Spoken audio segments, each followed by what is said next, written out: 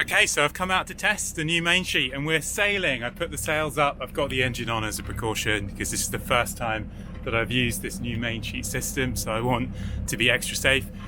We've got about a force 2 to 3 today. There's a bit of a breeze, currently reading 8.4 knots, and it's just coming on a kind of northwesterly point from us, which is kind of common here.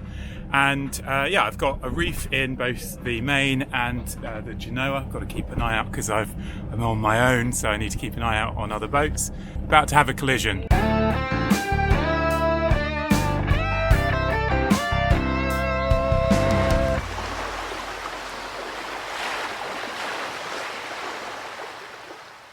Oh man, I should have filmed that because just dodging that boat meant that I had to come off of a close hauled point of sail to a broad reach and then onto a beam reach and then back to a close hauled position. So there's quite a lot going on. I'm easily distracted. There's a trimaran sailing, which is really cool. What's super cool is that I can move the track across in order to get a better angle on the sail, and that's just superb.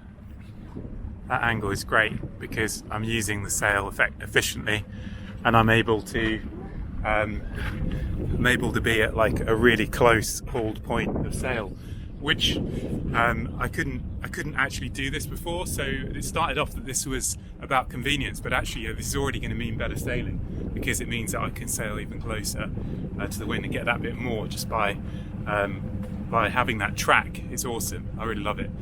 The reason for the reef is that, you know, I've never used this setup before. I don't want the beam to go. I've got an emergency kind of mini bit of rope hanging from the end of the boom to rescue it if things really do go wrong. That's quite important. But yeah, I'm just taking every precaution. I've got my life jacket on, and I just love him being out. It's fantastic. So I've just hit the autopilot to tack. And this is going to be difficult because I'm not really organised. There's nothing around me. Oh man, here we go.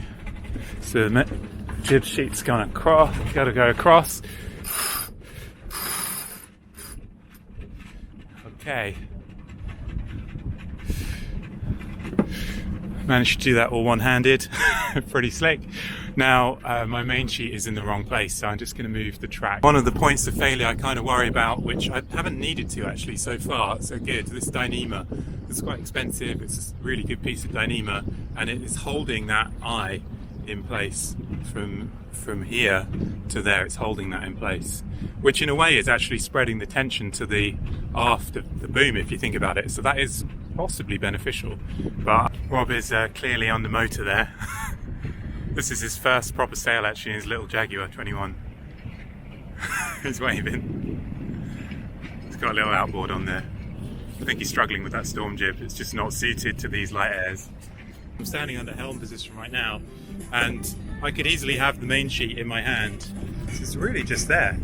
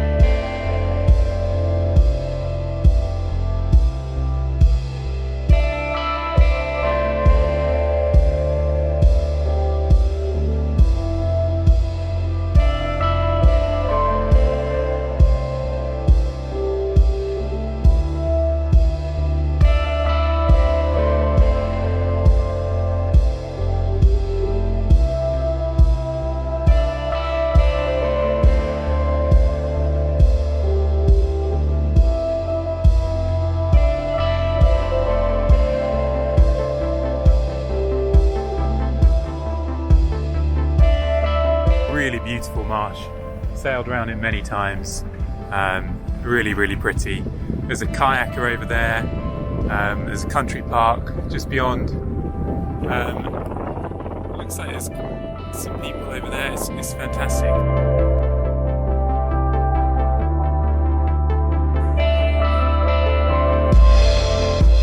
Okay, so we are now going to basically some manoeuvres so that we can do a 180 of the boat, head back that way, the way that we've just been through this channel, because it's nearly high water and I don't like hanging around these creeks too long after high water, so we'll just whiz back with the last 10 minutes of the tide and then we'll be back in the main channel.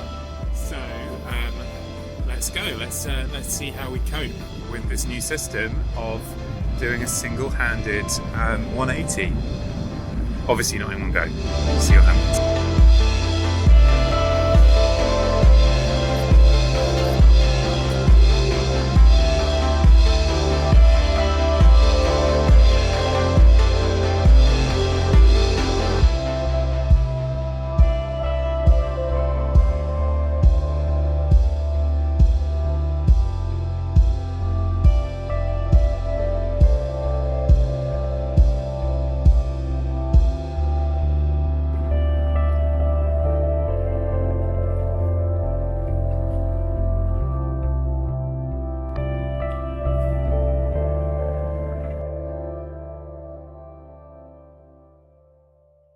Proof you can operate the Mainsheet from anywhere.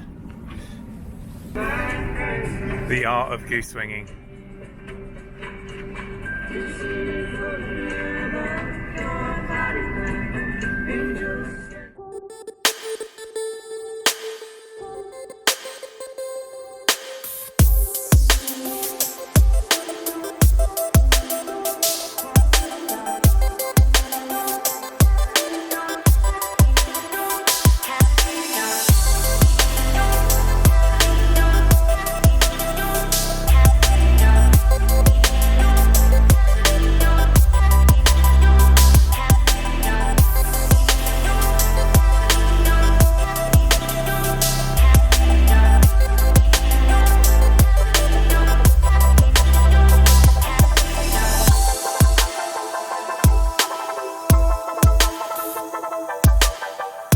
Autopilot was being a dick, so I'm having to helm myself. So I have to do everything.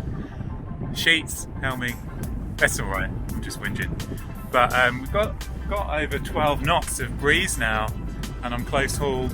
So that's true wind, by the way, not apparent. 12 knots true and about 14 knots apparent. So yeah, we're going really nicely. 5.5 knots with the tide. The tide's only just turned, so it won't be that strong. And yeah, she's going well. And it's good to test it in these different conditions. So we've had no wind today through to 12 knots of breeze, and 15 knot gusts at times. So it's been good fun.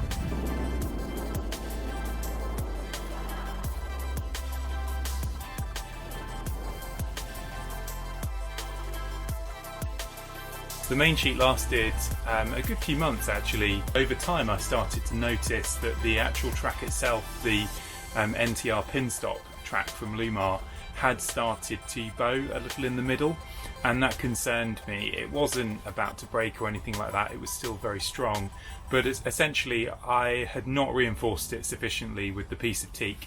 That was not adequate to really reinforce it. Instead of opting for that, which obviously was more economical, I should have gone straight away for the high beam track. So ultimately I changed my mind about that track and I did go for the high beam track, and since that's been on the boat it's been extremely secure. The Mainsheet continues to work flawlessly, and I've got the confidence now that the track is much stronger. We used exactly the same fittings, placing some of the nuts and bolts because it's much thicker track and it needs that much more reinforcement. But yeah, so I've been really pleased with how the new high beam track is operating, but it's a lot more expensive. The other thing that had begun to annoy me over time with the other pinstop track, you had to get out of the cockpit to move the car every time you wanted to tack, and that was quite painful. There was one moment we were coming back in the dark across the estuary and I was a bit nervous getting out of the cockpit to do that in the dark. So with this high beam track and the type of car that I went for with that, you don't have the pin stops, you actually have control lines. So I can use the control lines to adjust very easily the car and where it is on the track, exactly as I can everything else from the safety of the cockpit, which is perfect.